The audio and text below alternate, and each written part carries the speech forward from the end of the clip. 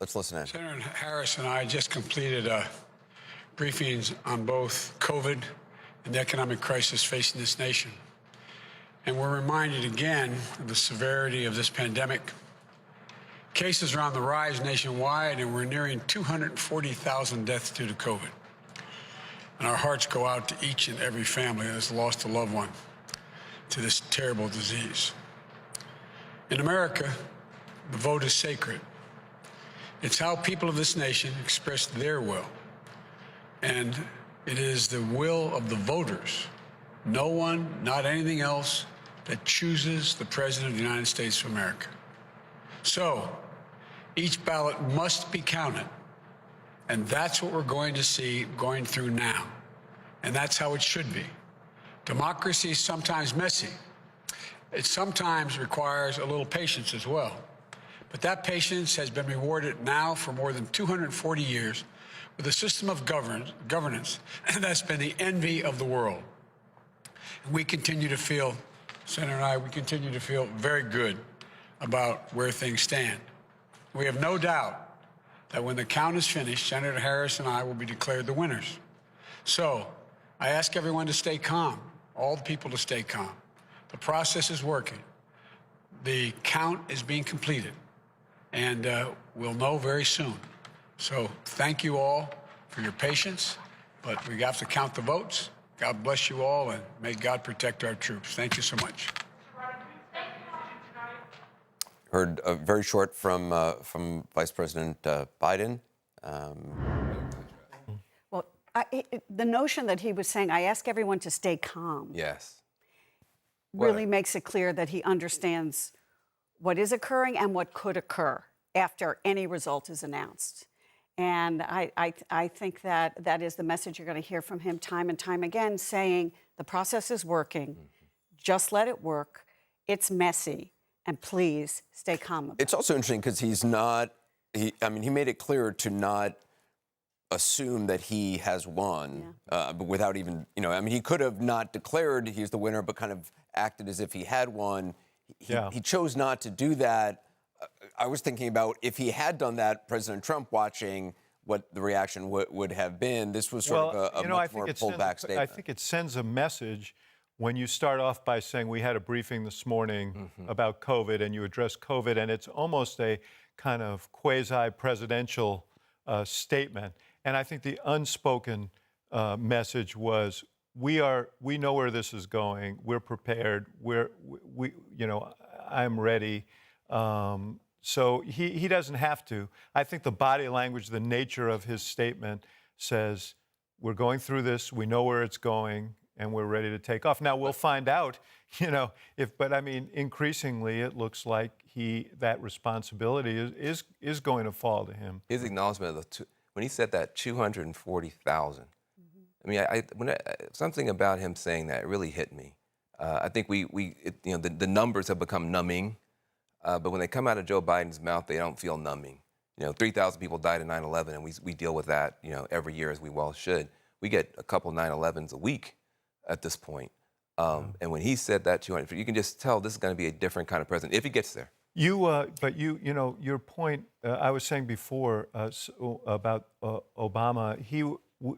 This was an incredible day when he won in 2009, 8. It was a historic moment. There was a lot of jubilation. But when we went to see him, the thing that struck me was he was not filled. He was happy, obviously, but you could see etched in his face. You could see the sort of weight of the office and the realization that this is all mine now. This is when he first found out. Realized. It was literally when the race was declared. 10 minutes later, a few of us went over to see him with his family, I never saw that weight lift off his shoulders in the 8 years that he was president. It was always there, a constant companion. I have this responsibility. Did you see that in the seriousness with Biden today? In a way, coming out of this briefing, learning, with a new number on the increasing number of deaths, the depth of the economic crisis. Obviously, he's known about it. Right. But did you see that in a sense that Yeah, he well, kept you know, it short and then he moved I used to on? joke that, not joke, it wasn't a joke at all. I'd say that Obama had the worst set of circumstances since Roosevelt. Biden will surpass that. The situation he's inheriting is graver than the one that Barack Obama faced. And he is a serious person. He is a student of this. And I'm sure that the gravity of the situation that he may well now walk into is with him. Because he was there. Yeah, and he was there. He was there with us he in the was first. there He knows. when you got the bad news. He when knows. and now here he is looking at that all over again potentially. Exactly. Rick, what did you make of? I thought it was the right tone. He clearly is very confident that they're going to win, and it's not a bravado. He feels very confident he's going to win. I mean, I think his people have convinced him that the numbers are there for him to win, and so he is assuming the role. You know, as far as I'm concerned, I mean, he didn't say anything. I'm just looking at it from the standpoint of as a conservative, of someone who's been in the fight. I mean, there was nothing there that was a poke in the eye or that stirred the pot a little bit. I think his call for calm was a call for calm generally, not saying you people who aren't you stay. He was just saying, look, just let the process work. So I've been told that CNN is reporting that that some people around the president are concerned that seeing Vice President Biden speak, that the president is going to want to come out and echo the message of calm.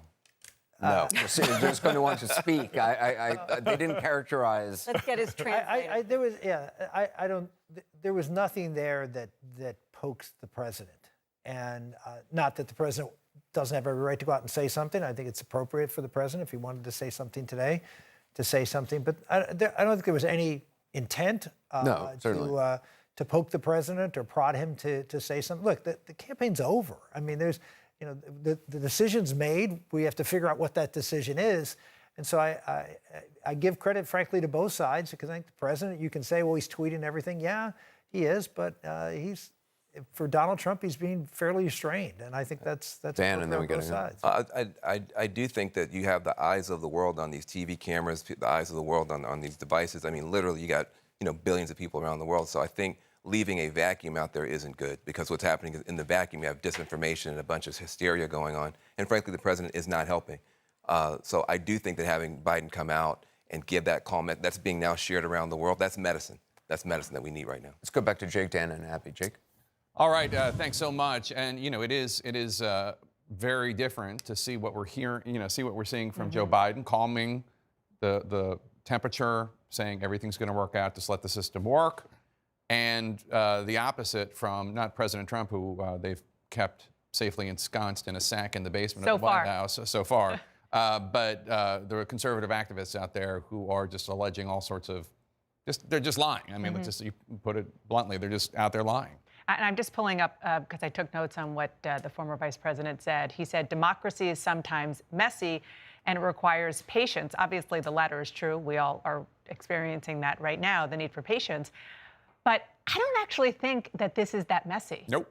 It's remarkable in how unmessy and how clean this process is, considering the fact that we are talking about millions of votes.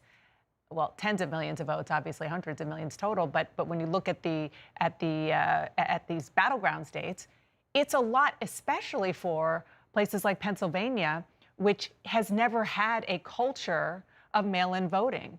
And they were behind, the eight ball for a long time. People in Pennsylvania even admit that. And this is the first time, even pre-pandemic, that they decided to make mail-in voting more available. And the fact that they are doing it rather quickly, given the volume that they have, is pretty amazing. Yeah, it's just taking a little bit of time, but it's actually, and what's interesting is that so many of our reporters who have been in the field all week have heard from all of these election officials in towns and cities all across the country, and so many of them saying it's been a boring election day. They have not seen widespread problems. Even the Biden campaign, a lot of Democrats who've been on the lookout for widespread problems we haven't seen them really alleging anything crazy happening. So now we're just counting the votes and we're just waiting to see what happens. And I was really struck by how Biden, in some ways, you heard Rick saying the campaign's over. Biden seemed very much in a post-election mindset, almost as if he wasn't even thinking. I mean, I'm sure he was thinking about Donald Trump, but it was almost as if President Trump was not a factor in what he was saying as he was going out there and Exactly speaking. right. His mind is clearly in a transition mode. We're not quite there yet in terms of the numbers, but that's clearly where Joe Biden, the former vice president of the United States, who has been in politics and in Washington for decades, that's where he is right now. Well, I mean, if he does want to do what he said he wanted to do as a candidate, which is unite the country, bring everyone together, that's what he needs to do, is to not poke the bear.